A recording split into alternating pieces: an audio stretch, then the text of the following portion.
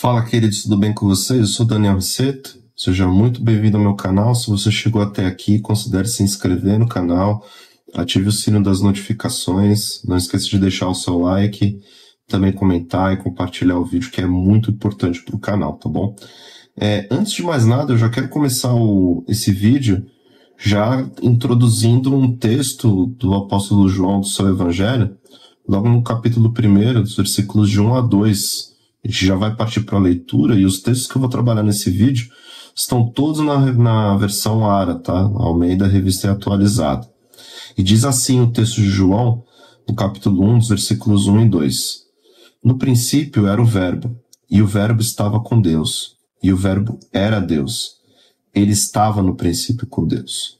Então, queridos, eu já quero começar esse vídeo com esse texto, porque o tema dele é realmente tratar Jesus como Deus. É isso que a gente vê ao longo do Evangelho de João. E não apenas tratar Jesus como Deus, revelar Jesus como Deus, mas também mostrar que Jesus é o grande eu sou das Escrituras.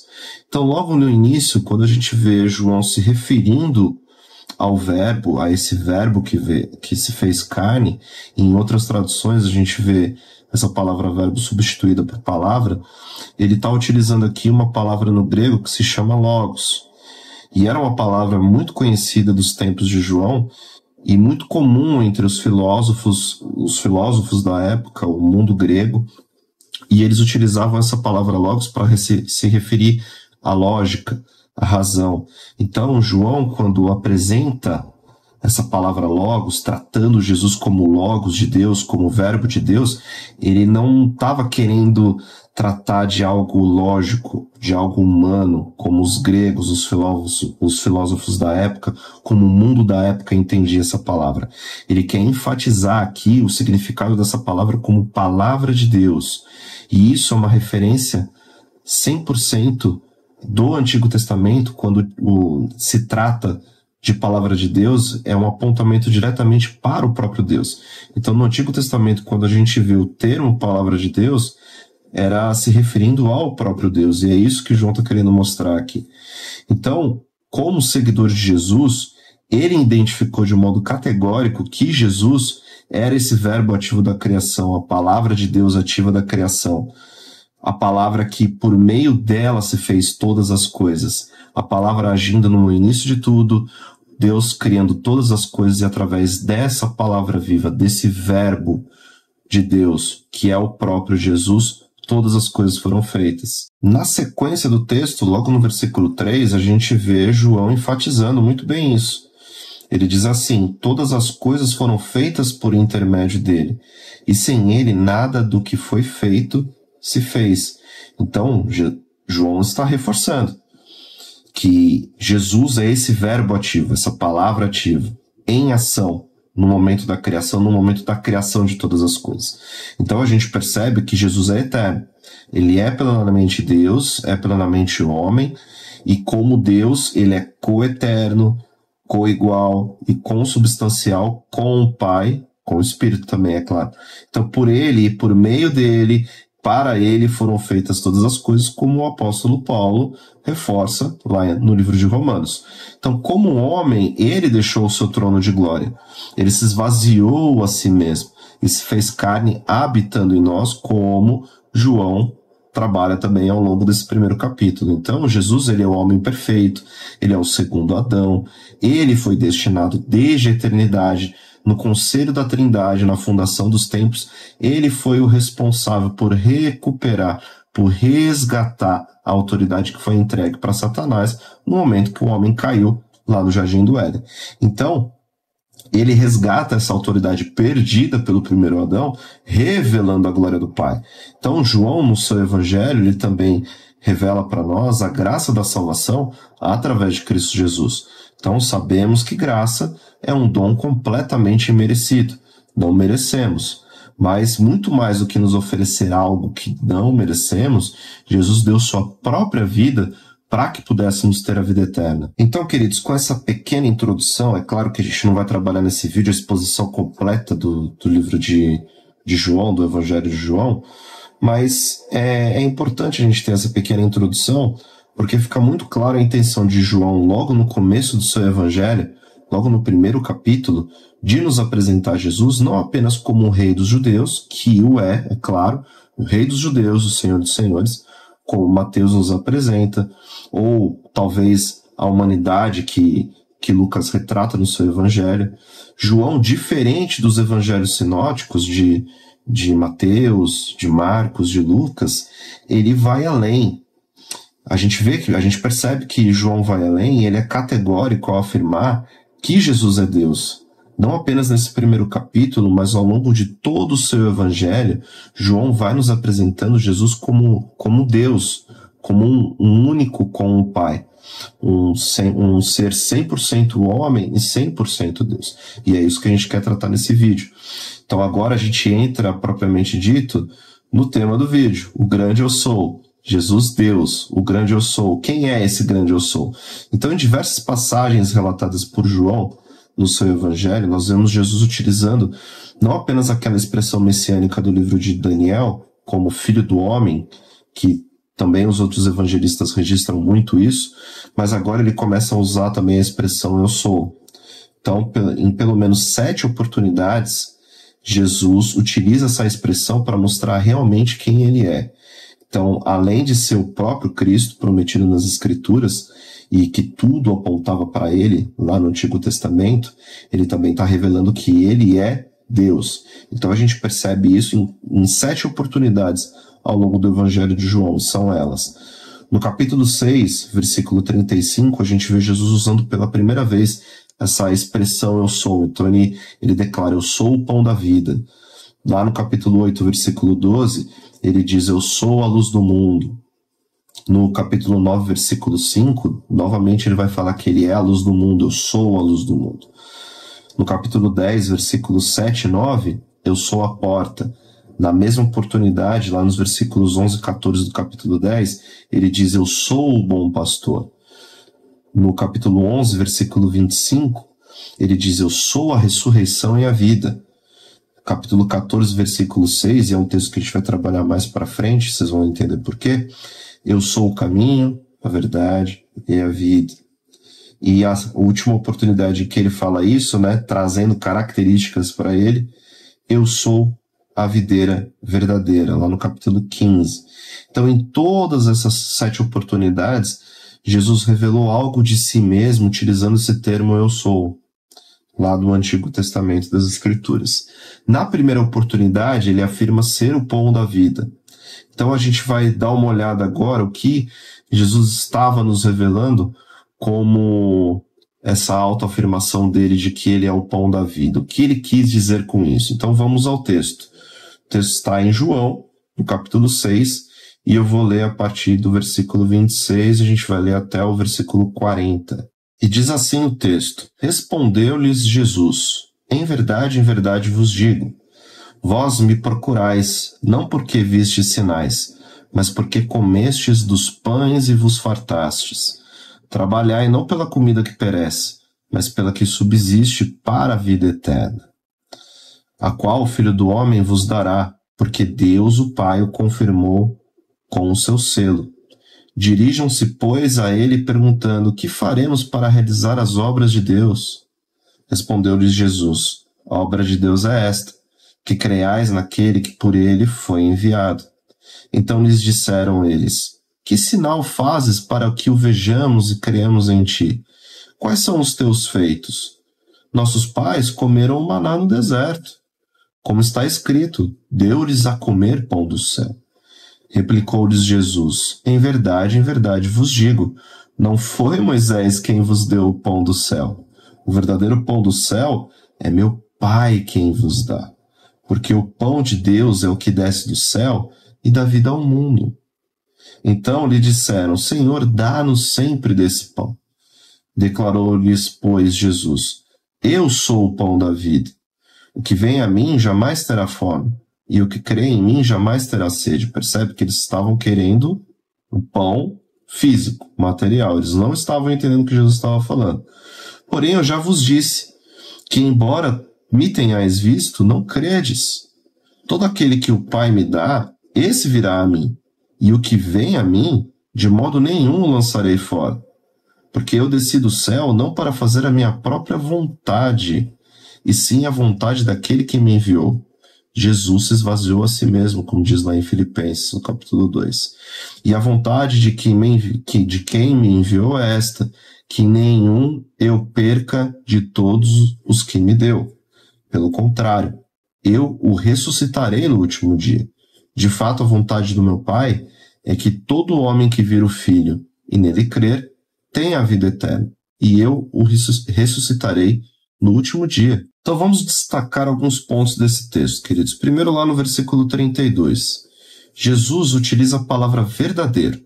E aqui essa palavra tem um significado bem especial, muito especial. Jesus não está se referindo apenas ao que é autêntico, ao que é realmente verdadeiro, mas ele está se referindo àquilo que é eterno, em oposição àquilo que é apenas uma sombra. Então, o pão que Deus proveu lá no deserto, através de Moisés, não era falso, não era isso que Jesus está querendo dizer aos judeus. Ele era sim um pão de verdade, mas era apenas material, era pão físico. Então, esse pão antecipou o sustento perfeito e eterno que Deus iria prover através de Jesus, que é através de Jesus que nós temos a vida eterna, e é esse pão espiritual, esse pão da vida que nos dá a eternidade, que nos garante a eternidade. Um maná no deserto, ele era apenas uma sombra desse verdadeiro pão da vida. No versículo 35, aí do capítulo 6, é a primeira vez dessas 7 oportunidades que Jesus afirma ser o eu sou. Mas a gente não vai tratar dessa expressão ainda agora. Mas ainda nesse versículo 35, Jesus diz que quem vem a ele jamais terá fome. Então, pressupõe aqui que a união dos filhos de Deus com ele é um vínculo espiritual estabelecido através da fé, uma garantia. Nos versículos 37 e 39, aqui a gente já vê claramente a doutrina da eleição expressa através das palavras de Jesus. Então, a gente percebe que Deus conduz à fé todos aqueles que ele planejou redimir. A redenção dos eleitos, propriamente dito, está garantida e ninguém tem a capacidade de ir sozinho até ele. Então Deus tem garantido os seus eleitos, os seus filhos, os seus escolhidos desde a eternidade, desde a fundação dos tempos. E só um parênteses, o livro da vida já está escrito.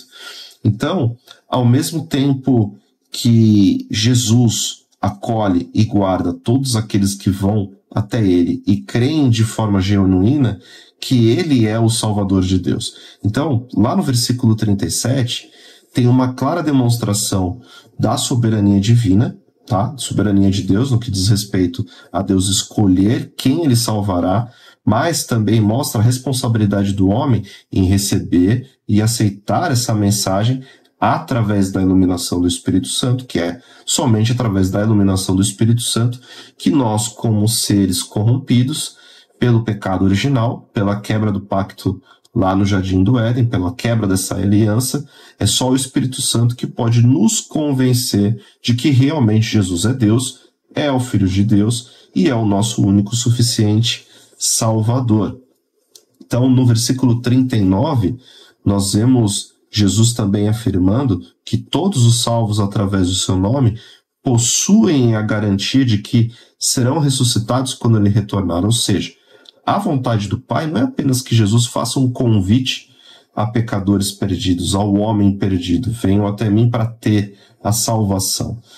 Não, ele garante, Jesus garante que todos esses que foram até ele ressuscitem e todos aqueles que foram dados pelo Pai a Jesus não se percam. Então é impossível que alguém perca a salvação.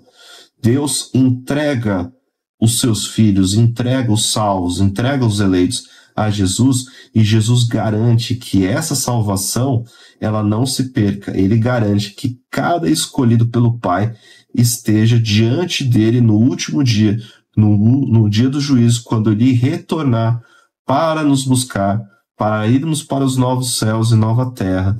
Ele garante isso. Ele garante que ninguém se perca, porque nós somos as ovelhas e escutamos a voz do bom pastor. A ovelha escuta a voz do pastor e a ovelha não se perde. Toda vez que tem uma ovelha se desviando pelo caminho, o pastor emite o som, a ovelha reconhece e volta para o caminho.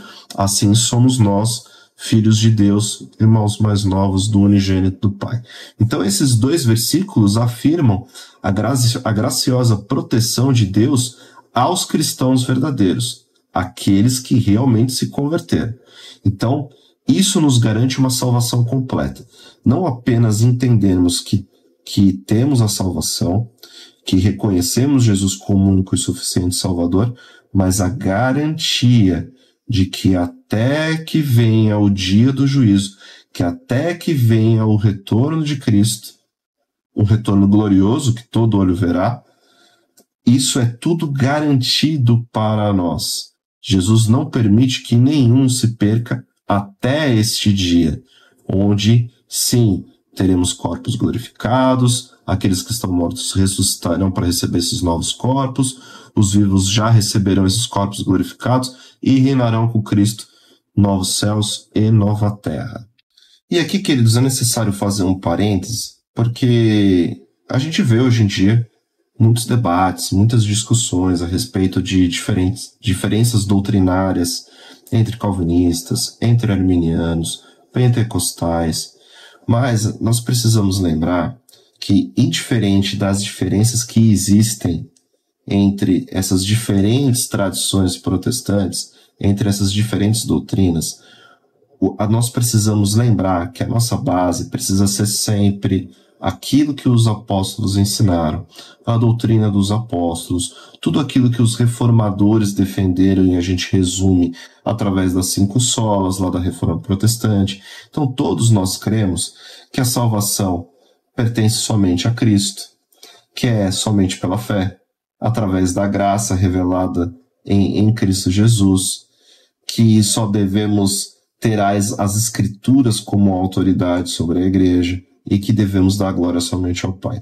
Então, tudo isso nos une. Jesus garante a unidade da sua igreja como cabeça da igreja.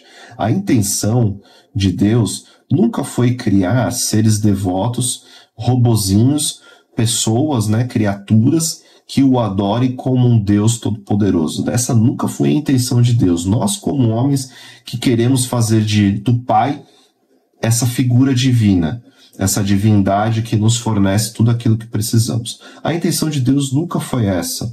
A intenção de Deus nunca foi de dividir o corpo entre calvinistas, entre pentecostais, entre arminianos. Não. Nós temos um corpo, uma única família da fé chamada igreja, cujo cabeça é Cristo Jesus. Deus nunca quis criar seres devotos. A intenção de Deus sempre foi se revelar como Pai para a humanidade. Mas o mundo precisa conhecer esse Pai.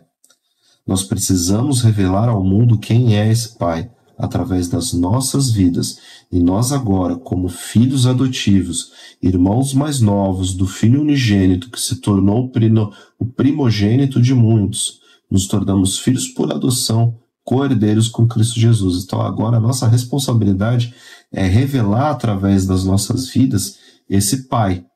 Certo, queridos? Então, continuando, dessas 7 oportunidades onde Jesus fala sobre ser o eu sou, eu quero destacar mais uma, mas a gente vai deixar mais para o final, porque tem ligação direta com uma fala, vamos chamar de uma fala triste, do Papa Francisco, referente a essa doutrina básica das Escrituras.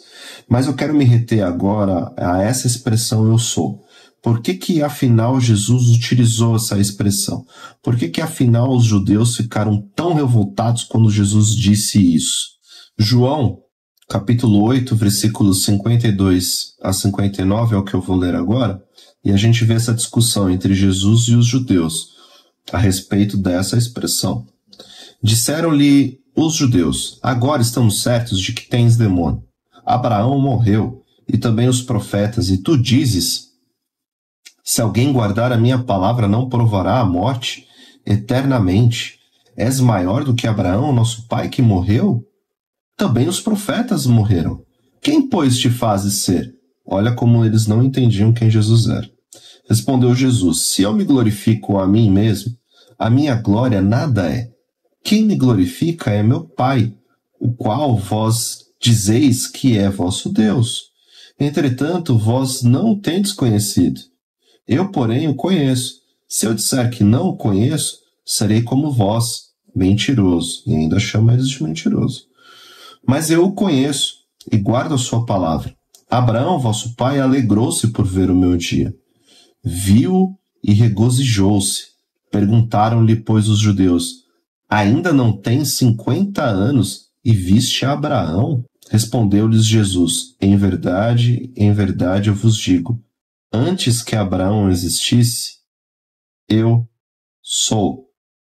Então pegaram em pedras para atirarem nele, mas Jesus se ocultou e saiu do templo. Neste texto que acabamos de ler, vemos que esses homens fizeram acusações graves contra Jesus. Um pouco antes, lá no versículo 48, eles fazem uma afirmação preconceituosa de que Jesus era samaritano, não sabia o que ele estava falando.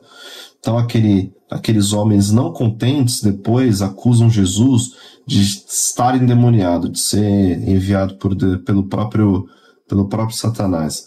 Mas o fato é que a resposta de Jesus para aqueles homens naquele momento foi um verdadeiro nocaute. Eles não esperavam aquele tipo de resposta. Então, a gente vê, através desse texto, mais uma vez João reforçando que a existência de Jesus transcende o tempo. Ele é exaltado infinitamente acima de Abraão. William Barclay diz que em Jesus não vemos só um homem que viveu e morreu.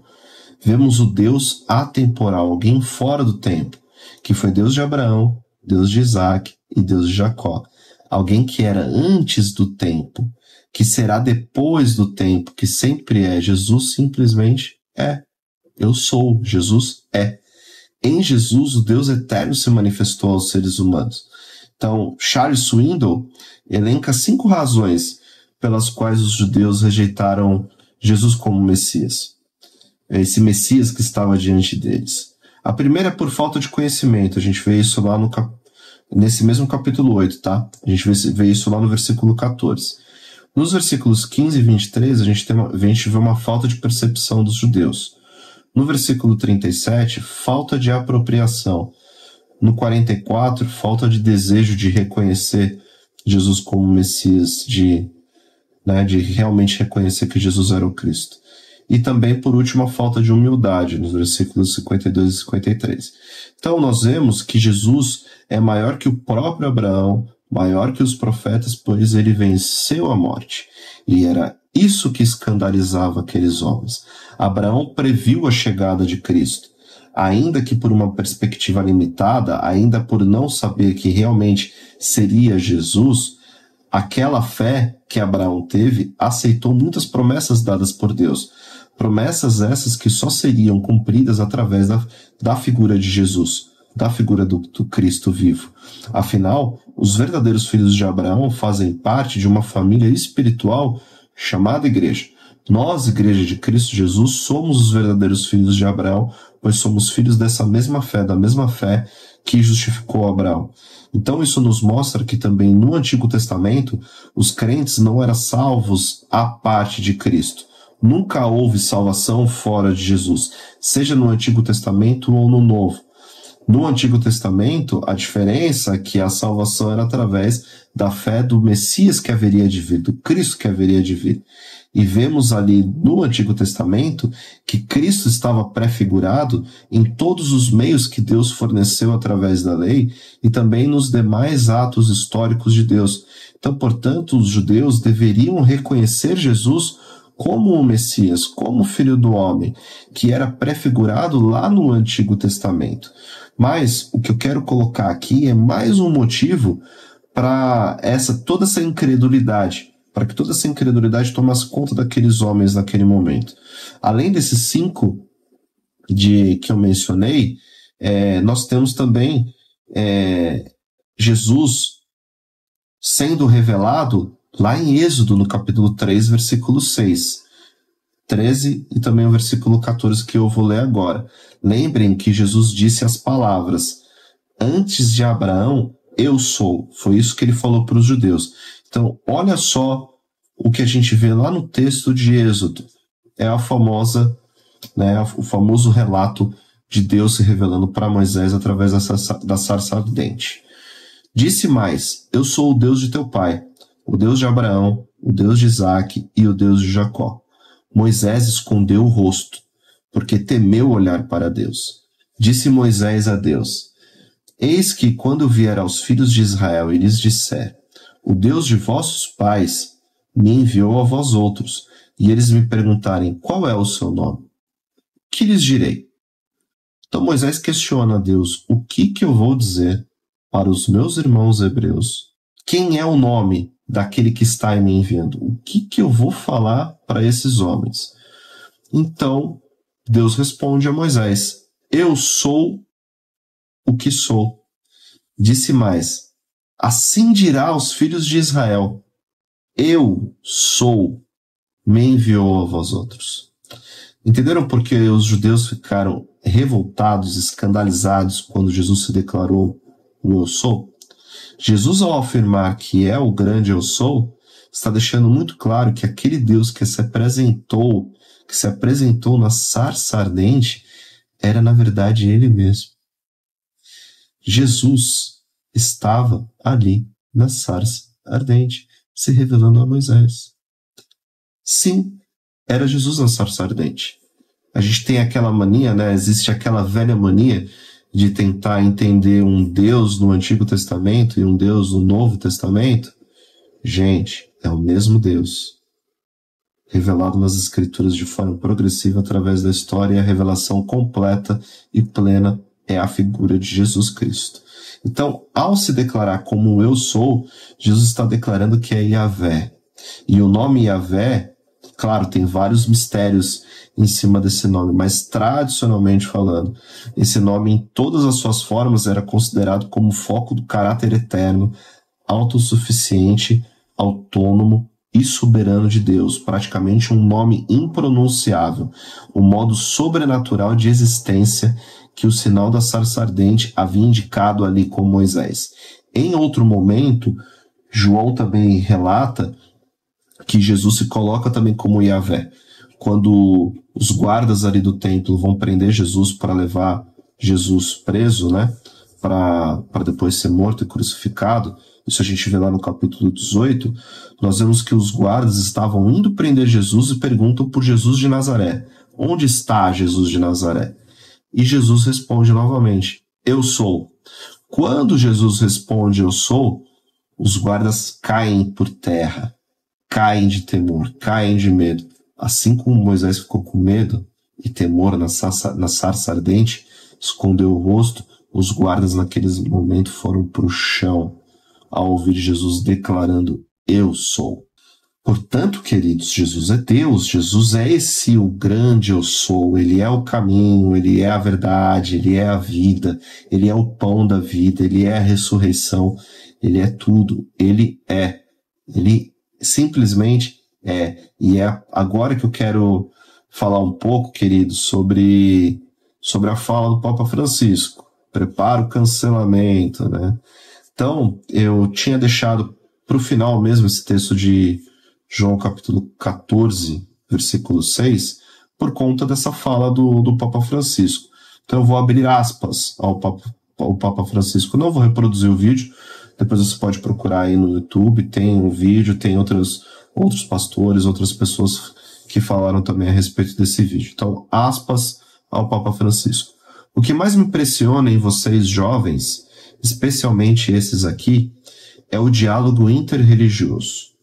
Porque se vocês começarem a brigar dizendo que a minha religião é a verdadeira e a sua não é a verdadeira, aonde isso nos leva? A brigas. Todas as religiões são um caminho para chegar a Deus.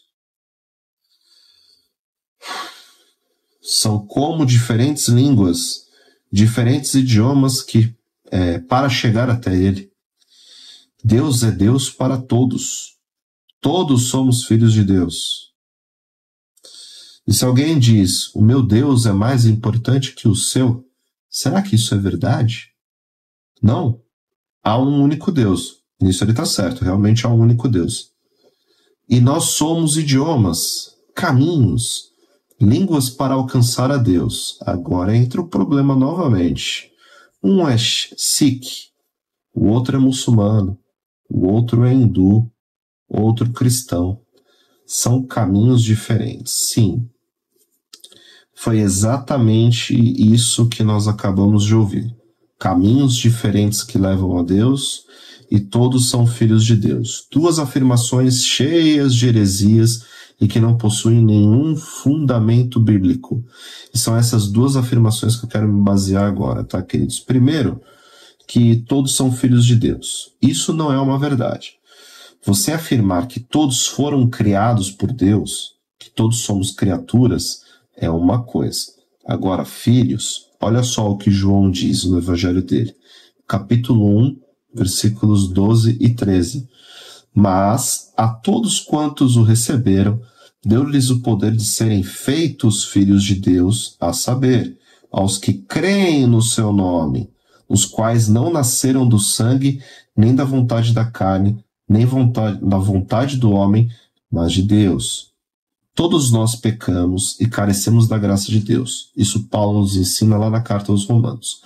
Nenhum homem caído, corrompido, é filho de Deus por natureza. Isso é impossível. Somente aqueles que possuem a fé redentora em Cristo Jesus, gerada por Deus, é que possuem o privilégio de serem filhos de Deus, de serem chamados filhos de Deus. Portanto, sim, o Papa está 100% errado ao afirmar que todos são filhos de Deus. E sim, por conta de um falso ensino como este, completamente diferente daquele que os apóstolos ensinaram, podemos considerá-lo sim como um falso mestre ou um falso profeta. E aqui não é pelo fato de ser ele, de ser essa figura, de ser o Papa. Qualquer um, não importa se é Papa, se é pastor, se é presbítero, se é bispo, se é o seu vizinho, se sou eu, não importa quem seja. Se estiver alguém ensinando algo diferente daquilo que os apóstolos ensinaram, olha só o que Paulo diz em Gálatas, capítulo 1, versículos 8 e 9. Mas ainda que nós, ou mesmo um anjo vindo do céu, vos pregue evangelho que vá além do que vos temos pregado, seja anátema, maldito.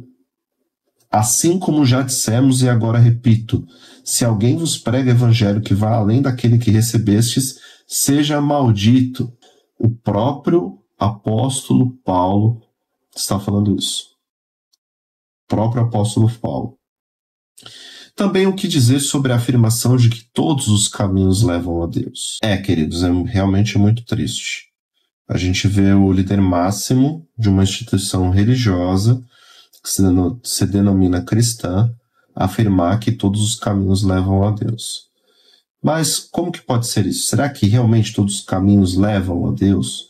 Será que realmente em algum momento da história os apóstolos ou os profetas, ou até mesmo o próprio Jesus, ensinaram isso? Eu acredito que não. Se a gente for dar uma olhada lá no Credo dos Apóstolos, e só para lembrar que o Credo dos Apóstolos não foi algo inventado pela Igreja Católica, tá? O Credo dos Apóstolos, ele é para toda a Igreja, tá? Para toda a família da fé, para o corpo de Cristo, é um resumo ali daquilo que os apóstolos ensinavam, tá? A gente não vê isso. Tudo aquilo que os profetas nos ensinaram, tudo aquilo que foi revelado nas Escrituras, aquilo que os apóstolos nos ensinaram, é aquilo que o próprio Jesus nos ensinou. Mas, se a gente parar para analisar, se pararmos para analisar de fato, o que ele disse não é nenhuma loucura. É realmente verdade. É realmente verdade que todos os caminhos vão levar você a Deus, que vão nos levar a Deus. Só que todos os caminhos vão nos levar a Deus no dia do juízo. A grande questão é como você vai chegar diante de Deus, como vamos chegar diante de Deus no dia do juízo. Vamos chegar diante de Deus no dia do juízo pelos nossos próprios esforços, através dos nossos próprios esforços, através das nossas próprias obras, através da nossa própria religião, através de algum mandamento que criamos, que inventamos, regras, através da nossa religiosidade, ou crendo em outro Deus, seja lá o que for, ou vamos chegar diante de Deus no dia do juízo através do caminho que Cristo Jesus abriu. Essa é a diferença. É isso que vai nos separar no dia do juízo. Realmente, todos os caminhos vão levar a Deus no dia do juízo. Mas por qual caminho eu cheguei a Deus no dia do juízo? Esse é o problema. Olha só o que João diz lá no capítulo 14, versículo 6.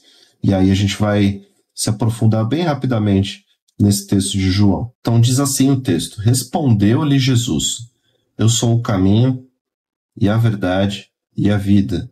Ninguém vem ao Pai senão por mim. Olha só, Jesus utilizando o eu sou de novo. Então perceba aqui no texto, Jesus se coloca como a única possibilidade desse caminho. É a única possibilidade de chegarmos a Deus no dia do juízo e não sermos condenados eternamente ao lago de fogo. Porque considerar qualquer caminho que não seja de Cristo se torna desprezo por toda a sua obra redentora. Eu considerar que existe uma outra forma de chegar plenamente diante de Deus através de outro caminho é desprezar por completo a obra redentora de Cristo na cruz do Calvário. Então Jesus é a verdade que alimenta a nossa mente, a vida que satisfaz a nossa alma e o único caminho seguro para Deus.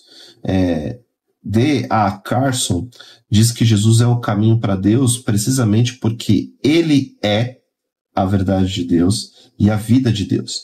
Jesus é a verdade de Deus porque ele incorpora a suprema revelação de Deus. Jesus é a revelação plena de Deus para nós, para a humanidade. Ele próprio é a exegese de Deus e é corretamente chamado de Deus. Jesus é a vida e é aquele que tem vida em si mesmo.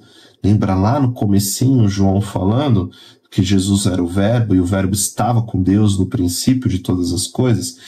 E ele é a vida em si mesmo. Ele é a ressurreição e a vida, é o verdadeiro Deus e a vida eterna. Somente pelo fato de Jesus ser a verdade e a vida é que ele pode ser o único caminho para Deus. Então, sem Cristo, não pode haver nenhuma verdade redentora, nenhuma vida eterna, portanto, nenhum caminho para o Pai. Não existe outro caminho para o Pai, a não ser através de Cristo Jesus. Então, no texto, nós vemos que Jesus também diz que ninguém chega ao Pai se não for por Ele. Isso se trata de uma afirmação poderosa. É uma afirmação poderosa que Jesus está fazendo, que João está relatando no seu evangelho. É uma revelação poderosa do seu caráter exclusivo. Um caráter exclusivo como o único caminho possível para a salvação. Propor e afirmar que outros caminhos existem é iludir as pessoas e desfazer a necessidade da encarnação e redenção de Jesus. É desprezar sua ação redentora na cruz do Calvário. Propor qualquer outro caminho possível para se chegar ao Pai, para se chegar a Deus, que não seja através de Cristo Jesus, é desprezar todo o sacrifício, todo o amor entregue na cruz do Calvário. É desprezo total.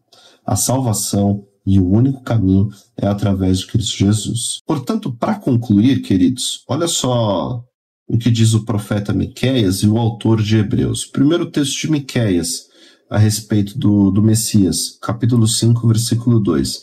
E tu, Belém Efrata, pequena demais para figurar como grupo de milhares de Judá, de ti me sairá o que há de reinar em Israel, e cujas origens são desde os tempos antigos, desde os dias da eternidade. Olha que tremendo que Miqueias está revelando para a gente.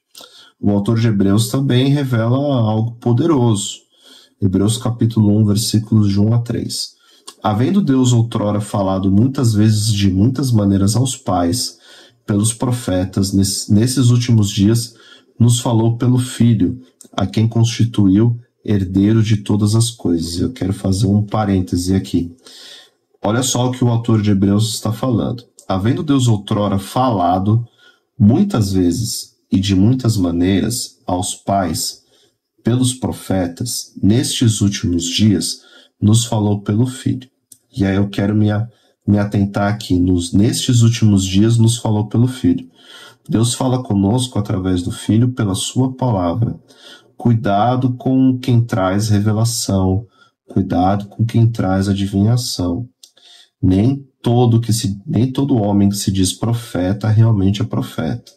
Tome muito cuidado com aqueles que chegam para você e trazem algum tipo de revelação, alguma adivinhação, algo pessoal diretamente para você. Muito cuidado, porque a forma que Deus se utiliza para falar conosco é através da sua palavra. Nem todo homem que se revela como profeta, que se auto-intitula profeta, é de fato profeta. Preste muita atenção naquilo que ensina. João dá algumas dicas lá nas cartas dele, 1 João, 2 João, 3 João. Dá uma olhada depois que você vai ver como que ele trata esses falsos mestres. Mas voltando para o texto, continuando. Ele que é o resplendor da glória, é a expressão exata do seu ser, sustentando todas as coisas pela palavra do seu poder. Depois de ter feito a purificação dos pecados, assentou-se à direita da majestade nas alturas. Então, as origens de Jesus são desde a eternidade, queridos, como afirma o profeta Miqueias. Jesus é a palavra de Deus, a palavra que se fez carne, o grande eu sou da sarça ardente, o único caminho para se chegar a Deus, porque Ele é o próprio Deus, não há outra possibilidade, não há outro caminho, não há outro nome. Jesus é o único caminho, a verdade, a vida e é a única vida. Deus se revelou de forma progressiva através da história, até como o autor de Hebreus nos ensina.